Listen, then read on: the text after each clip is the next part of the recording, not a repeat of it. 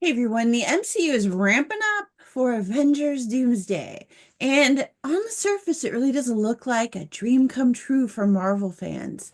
Or is it? More of a nightmare in disguise. With an A-list cast that really does blend Avengers, X-Men, and the Fantastic Four alumni all together. It really does promise to be this epic, multiversal, universal collision that just spans decades of cinematic storytelling. But is this massive crossover a brilliant move or a recipe for a disaster? Because you know what it's like when there are too many cooks in the kitchen, and I'm afraid that's what we might be facing.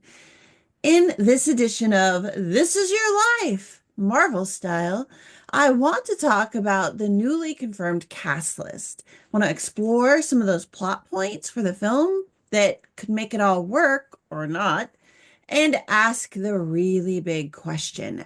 Can Marvel actually balance spectacle with storytelling? Or are we kind of looking at another flashy but ultimately hollow blockbuster style wannabe movie? So let's get into the cast announcements because that's everywhere right now.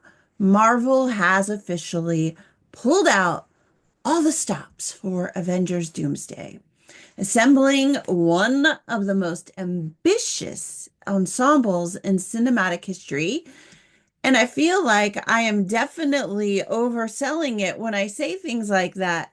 But then you look at the actual list of people and you're like, oh my God, they like got everybody they could to join this film, which is good, but a little crazy. And so we've got Chris Hemsworth returning as Thor. We've got Anthony Mackie, of course, returning as Sam Wilson, our new Captain America. Tom Hiddleston as Loki, which, all right, I do love Loki. I do love Tom Hiddleston. He can come back to any movie he wants to be in. All right. All right. That's just me. Anyways, so we've also got Letitia Wright as Shuri, the new Black Panther. We've got Paul Rudd as Scott Lang or Ant-Man. And then Simu Liu as Shang-Chi. And then Florence Pugh as Yelena Belova. And that's just scratching the surface. I don't have enough air to continue that part of the list. The next group, of course, is the Fantastic Four. I don't want to go through all of them, but let's just say Pedro Pascal as Reed Richards and Vanessa Kirby as Sue Storm, and of course the others. And no, the list doesn't stop there. Marvel is bringing back the original X-Men cast. Yes, you heard right. Patrick Stewart as Professor Xavier, Ian McKellen as Magneto, and even Beast is coming back, played by Kelsey Grammer. There are also rumors that Wolverine with Hugh Jackman, or maybe even Henry Cavill, or maybe even both, because it's a multiverse, are all rumored to play pivotal roles.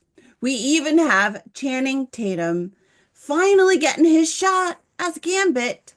I don't know how that's going to work out, but hey, he's getting the shot. And the biggest non-shock at this point, at least, is Robert Downey Jr. returning to the MCU as Doctor Doom. And yes, there is a huge part of me that hopes they do throw in a Tony Stark into the mix, but with a different actor from a different universe. I love Robert Downey Jr., and he is honestly a superhero cash cow of extraordinary power, but is stepping down from being Tony Stark just to step into being Doctor Doom really what the MCU needs from him? I guess we're going to find out. So let's talk about potential plot points. What's the story behind Avengers Doomsday? There are a lot of comics leading up to this point. There are a lot of theories about where they're going with this. And I get all that, but I do have a feeling they're going to mix it up just a little bit. So, what do we know, or what are we hearing the most about when it comes to plot details? Because that is being kept under wraps. But there are some leaks and there are some insider reports that suggest the film will explore the multiversal incursions, which does make some sense given the smorgasbord of actors on the list. And we will see some kind of catastrophic event where alternate universes collide, threatening to destroy entire realities. This kind of sets the stage for an Avengers versus X-Men showdown where misunderstandings could lead to an initial clash before both teams realize they're fighting the wrong enemy.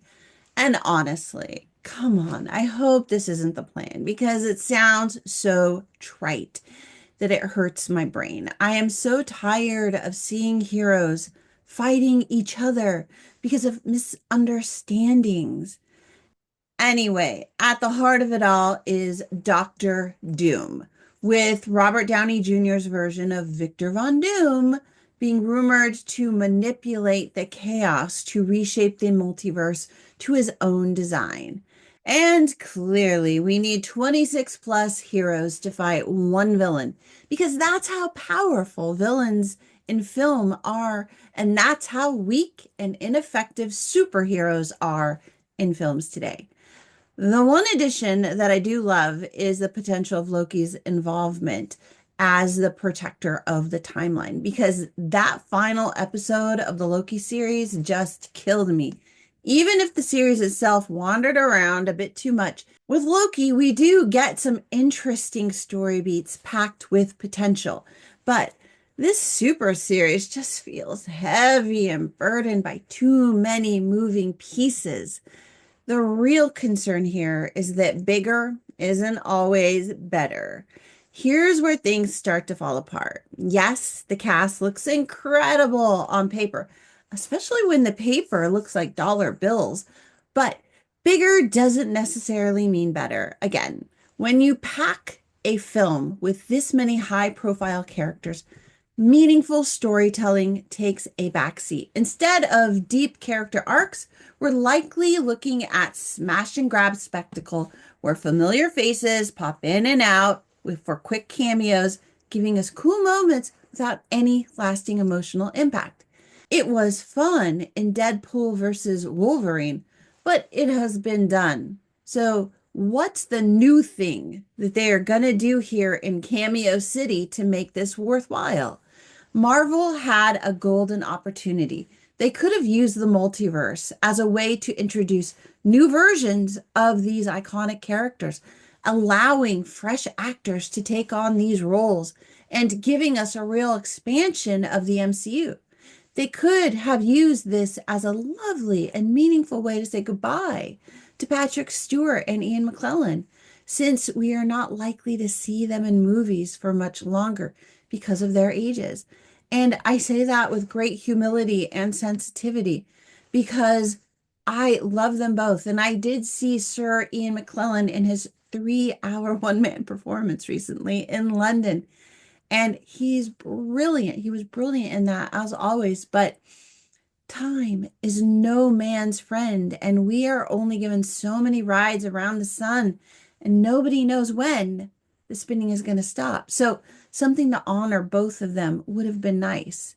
Instead, Marvel seems to be doubling down on familiar faces. And while that's great for nostalgia and trying to pump up the box office bankroll, it's going to make it that much harder to let other actors step into these roles in future films. The longer Marvel clings to these legacy castings, the harder it's going to be to break away when the time comes. It's one thing to celebrate the past, it's another to get stuck in it. What Marvel should be doing is reimagining their cast list and reimagining their universe. If Marvel insists on giving us this multiverse extravaganza, fine. But they should also be thinking ahead. Alongside Avengers Doomsday, Marvel needs to invest in smaller, character-driven stories that introduce us to fresh faces in familiar roles that go deep on character development and storytelling.